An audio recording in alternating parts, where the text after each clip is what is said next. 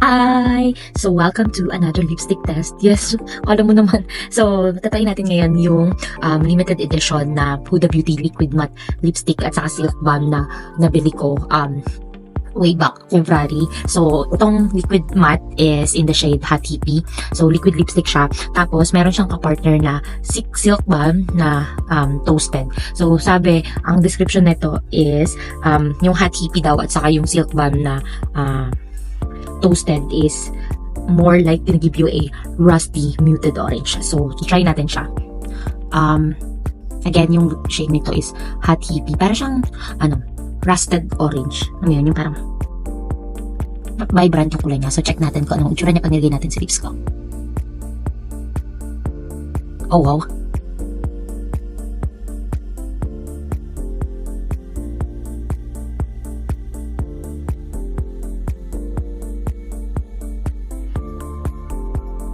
Fairness, vibrant color siya.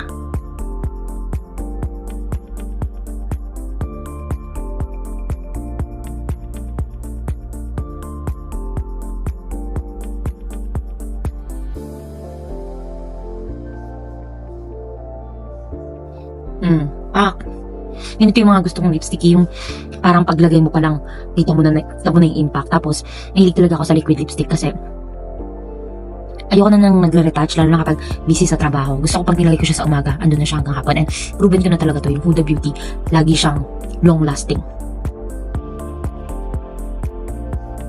Alam ko tong shade na to, limited edition to. Alam ko, nabili ko to with another 2 items. So parang isang maliit na box. So mini box, 4 yung laman. So dalawang lip gloss, tas dalawang mini na liquid matte na yung shade is limited edition. So ito siya pag nakalagay sa labi. So, check natin. May mga sinasabi ditong characteristic nung lipstick.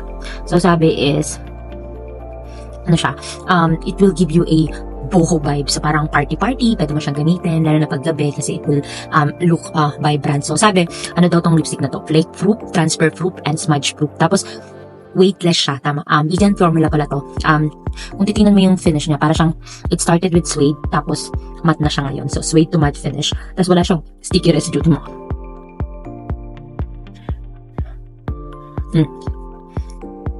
Hindi parang sticky talaga siya. Ganun. Tapos, sabi, for more beautiful result, patungan mo daw siya nung silk balm. So, yung silk balm is, shade niya is toasted, tas ganito siya. May mga ginagawa nila para mag-focus. Yun. Kita niyo ba? So, halos kapareho lang din siya. So, para lang tong lip gloss.